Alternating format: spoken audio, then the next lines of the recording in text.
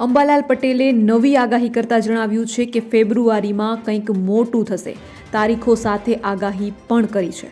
ગુજરાત પર મુસીબતનો માર પડી રહ્યો છે. એક પછી એક વાતાવરણમાં પલટા લોકોને ડરાવી રહ્યા છે. પરંતુ ગુજરાત પર હજી કંઈક મોટું થવાની આગાહી અંબાલાલ પટેલે કરી છે. ત્યારે આ નવી આગાહી શું છે તેના વિશે વિસ્તારથી વાત કરીએ.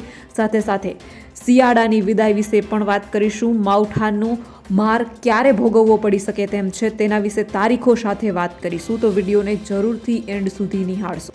જો તમે પણ ગુજરાતની પડે પડની અપડેટ મેળવવા ઈચ્છતા હો તો હમણાં જ આ ચેનલને સબસ્ક્રાઇબ કરો અને સાથે સાથે કમેન્ટમાં આપેલી લિંક ઉપર ક્લિક કરીને ખાસ આપણા વોટ્સએપ ગ્રુપમાં જોડાવવાનું ચૂકશો નહીં.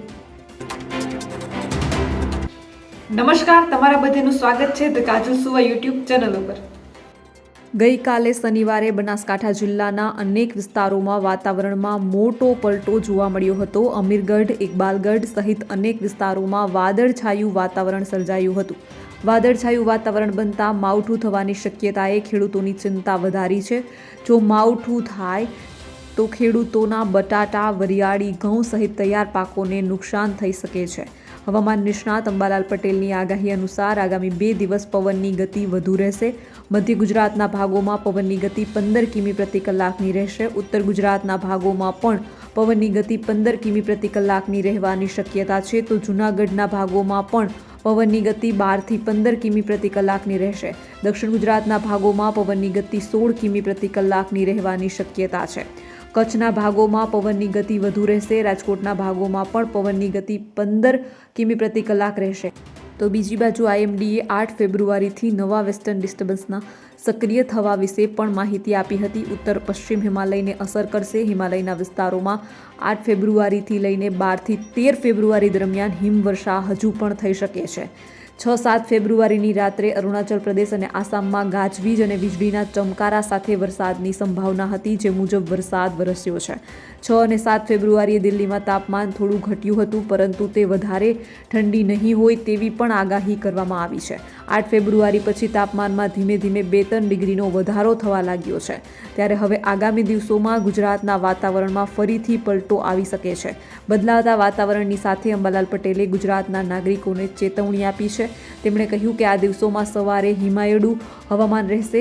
11 ફેબ્રુઆરીમાં ફરી હવામાન પલટાય તેવી શક્યતા છે. 11થી 12 ફેબ્રુઆરીમાં ફરી ઉત્તર ભારતમાં હિમવર્ષા રહેતા સવારે ઠંડી રહેશે. તો 19 ફેબ્રુઆરીથી ગરમીની શક્યતા દેખાઈ રહી છે. જી હા, 19 ફેબ્રુઆરીથી 14 એપ્રિલ સુધી રોગિષ્ટ હવામાન રહેશે, જેથી લોકોએ સાવચેતી રાખવી જરૂરી છે.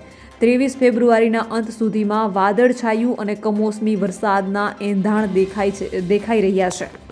ત્યારબાદ ખાસ વાત કરવાની છે પરેશ ગોસ્વામી સાહેબની આગાહી વિશે. તો પરેશ ગોસ્વામી સાહેબે પણ ગુજરાતના વાતાવરણને લઈને આવતા દિવસો કેવા રહેશે તેના વિશે વાત કરી છે. 15મી ફેબ્રુઆરી સુધી કેવું હવામાન રહેશે તે અંગે પરેશ ગોસ્વામીએ આગાહી કરી છે. હવામાનમાં મોટો પલટો આવવાની શક્યતા નથી. આ સાથે જોવા જઈએ તો ઝાકળ વર્ષા મોટે ભાગે આ સમયમાં ઝાકળ વર્ષા એટલે કે ધુમ્મસ જેવું વાતાવરણ જોવા મળે છે. જાણીતા હવામાન શાસ્ત્રી પરેશ ગોસ્વામીએ હવામાન અંગે મહત્વની અપડેટ આપી છે. તેમણે માહિતી આપી છે કે આગામી કેટલાક દિવસો એટલે કે 15મી ફેબ્રુઆરી સુધી હવામાન સામાન્ય રહેશે. એટલે કે 15મી ફેબ્રુઆરી સુધી હવામાનમાં કોઈ મોટો પલટો આવે તેવી શક્યતા નહીવત છે. હવામાનમાં મોટો પલટો આવવાની શક્યતા નથી. આ સાથે જોવા જઈએ તો ઝાકળ વર્ષા મોટા ભાગે આ સમયમાં જોવા મળતી હોય છે. ત્યારે ધુમ્મસ જેવું વાતાવરણ જોવા મળશે. ઝાકળને કારણે શિયાળુ પાક ઉપર માઠી અસર પડે એવો કોઈ મોટો ઘાટો ઝાકળ આવવાની નથી. એટલે કે ઝાકળ વર્ષાથી પણ કોઈએ ડરવાનું નથી. હા, જોવા મળશે પણ એ છૂટા છવાયા વિસ્તારમાં હશે. અત્યારે પવનની સ્પીડ છે નોર્મલ 12થી લઈને 9 સુધીની લઘુત્તમ છે. એટલે કે 9થી લઈને 12 કિમી પ્રતિ કલાકની ઝડપે પવન ચાલી રહ્યો છે. 15 તારીખ સુધી પવનની ઝડપમાં કોઈ મોટો વધારો થાય એવી શક્યતા નહીવત છે. તાપમાન અંગે વાત કરતાં તેઓએ જણાવ્યું છે કે દિવસ દરમિયાન 30થી 32 ડિગ્રી આસપાસ સામાન્ય રહી શકે છે. અલબત્ત હજુ શિયાળાએ વિદાય લીધી નથી. જોકે રાત્રિના સમયગાળામાં તાપમાન હજુ પણ 18 ડિગ્રી એટલે કે 14થી 16 ડિગ્રી સુધી રહી શકે છે. રાત્રિના સમયગાળામાં કેટલાક ભાગોમાં 18 ડિગ્રી જેટલું તાપમાન રહી શકે છે. દરમિયાન હવામાન વિભાગે પણ કહ્યું છે કે રાજ્યમાં આગામી 5 દિવસ તાપમાન યથાવત રહી શકે છે. લઘુત્તમ તાપમાનમાં કોઈ મોટો ફેરફાર થશે નહીં. લઘુત્તમ તાપમાનમાં કોઈ મોટો ફેરફાર નહીં થાય. તેની સાથે સાથે હવામાન વિભાગે પવનની દિશા બદલાઈ રહી છે અને આગામી 7 દિવસ વાતાવરણ સૂકું રહેશે તેમ પણ જણાવ્યું છે. તો બસ આજના વિડીયોમાં એટલું જ. જલ્દી જ મળીશું એક નવા વિડીયોની સાથે. ત્યાં સુધી જોતા રહો ધ કાજલ સુવા યુટ્યુબ ચેનલ. નમસ્કાર.